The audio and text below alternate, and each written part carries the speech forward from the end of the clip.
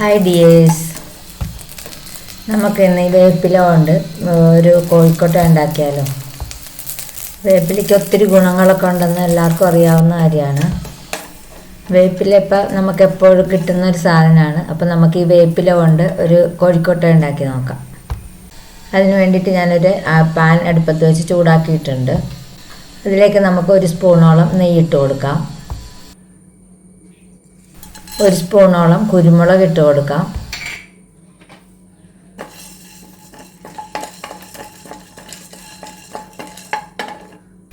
ഒരു സ്പൂൺ നല്ല ജീരകം ഇട്ട് കൊടുക്കാം. അപ്പോൾ ഇനി ഇത് രണ്ടും കൂടി നമുക്കൊന്ന് ചൂടായി വരട്ടെ.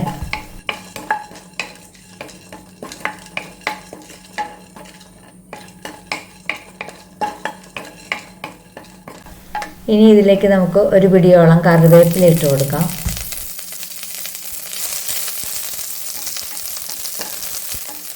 ഇനി ഇതെല്ലാം കൂടി നമുക്കൊന്ന് നന്നായിട്ട് വറുത്തെടുക്കണം. ഇപ്പം നമ്മുടെ വേപ്പിലയും കുരുമുളകും ജീരകവും ഒക്കെ കൂടി നന്നായിട്ടൊന്ന് വറന്ന് വരുന്നുണ്ട്. ഇതിപ്പോൾ നന്നായിട്ട് മൊരിഞ്ഞിട്ടൊക്കെ വന്നിട്ടുണ്ട്. ഇനി നമുക്കിതിനെ ഇതിൽ നിന്ന് കോരി മാറ്റാം. കോരി മാറ്റിയിട്ട് ഇനി നമുക്കൊന്ന് നന്നായിട്ട് പൊടിച്ചെടുക്കണം. ഇനി ആ പാൻ തന്നെ അടുപ്പത്തേക്ക് വെച്ചിട്ട് നമുക്ക് ഇതിലേക്ക് കുറച്ച് നെയ്യും കൂടി ഇട്ട് കൊടുക്കാം. ഇതിനെ ഒന്ന് ഉരുകി വരട്ടെ.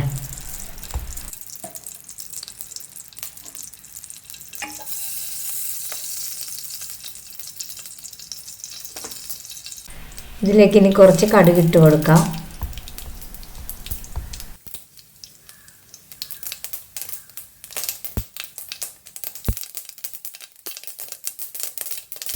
ഈ കടുക് പൊട്ടി വരുമ്പോഴേക്കും നമുക്ക് കുറച്ച് വേപ്പിലയും മുളകും കൂടി ഇട്ട് കൊടുക്കാം.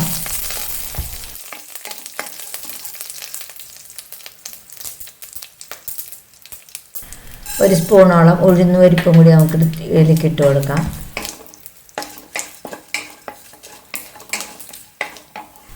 ഇത് കുറച്ച് പീസ് പരിപ്പാണ് കേട്ടോ, കടലപ്പരിപ്പായാലും മതി. ഇതും കൂടി നമുക്ക് ഇതിലേക്കിട്ട് നന്നായിട്ടൊന്ന് വറുത്തെടുക്കാം. ഇതെല്ലാം നന്നായിട്ട് വറുത്ത് വരുമ്പോഴത്തേക്കും നമുക്കിതിലേക്ക് ഞാനൊരു ക്യാരറ്റും കുറച്ച് ഉള്ളിയും കൂടി അരിഞ്ഞ് വെച്ചിട്ടുണ്ട്. അതും കൂടി ഇട്ട് കൊടുത്തൊന്ന് നന്നായിട്ട് വഴറ്റിയെടുക്കാം. ഇതിപ്പോൾ എല്ലാം നന്നായിട്ട് വഴന്ന് വന്നിട്ടുണ്ട്. ഇനി ഇതിലേക്ക് നമ്മൾ ആ പൊടിച്ച് വെച്ചിരിക്കുന്ന വേപ്പിലയുടെ മിക്സ് ഇട്ട് കൊടുക്കാം. ഇനി ഇതെല്ലാം കൂടി ഒന്നും കൂടി നമുക്കൊന്ന് വഴറ്റിയെടുക്കാം. ഇതൊരു 3/4 ഗ്ലാസ് ഗോതമ്പിൻ്റെ തരി നുറുക്കാണ് കേട്ടോ. ഞാനൊരു 2-3 ടേബിൾ സ്പൂൺ റവയും കൂടി എടുത്തിട്ടുണ്ട്. അപ്പം ഞാൻ ഈ ഗ്ലാസ്സിന് തന്നെ ഒരു 2 ഗ്ലാസ് വെള്ളം ഇതിലേക്ക് ഒഴിച്ച് കൊടുക്കുന്നുണ്ട്. ഇതിലേക്ക് നമുക്കിനി ആവശ്യത്തിന് ഉപ്പിട്ട് കൊടുക്കാം.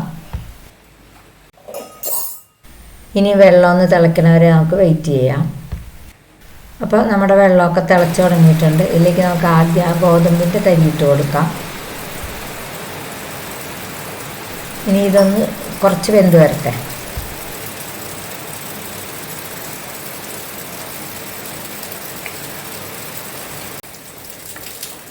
ഇതിപ്പം പകുതിയോളം വേവായിട്ടുണ്ട്. ഇതിലേക്ക് നമുക്ക് എടുത്തു വച്ചിരിക്കുന്ന റവയും കൂടി ഇട്ട് കൊടുക്കാം.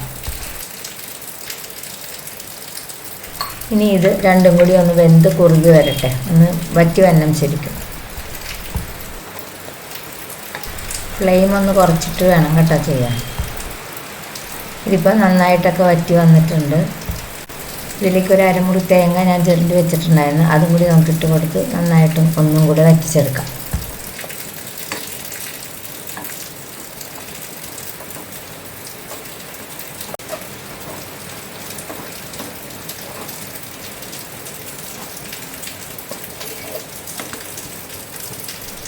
ഇതിപ്പോൾ ശരിക്കും വെള്ളമൊക്കെ വറ്റിയിട്ടുണ്ട്. ഇനി നമുക്ക് തീ ഓഫ് ചെയ്യാം. ഇനി ഇതൊന്ന് തണുക്കാൻ വേണ്ടി വയ്ക്കണം. ഇതിപ്പോൾ തണുത്ത് കഴിഞ്ഞിട്ടുണ്ട്. ഇതിൽ നിന്ന് നമുക്ക് ഓരോ ഉരുളകളാക്കി എടുത്ത് മാറ്റി വയ്ക്കാം. ഇത് ഏത് ഷേപ്പ് വേണമെങ്കിലും നമുക്ക് ഉരുട്ടാം കേട്ടോ. അപ്പോൾ നമ്മുടെ വേപ്പില കൊണ്ടുള്ള കോഴിക്കോട്ട ഇവിടെ റെഡി ആയിട്ടുണ്ട്. ഇത് നല്ല ഹെൽത്തി ആയിട്ടുള്ള ഒന്നാണ് കേട്ടോ.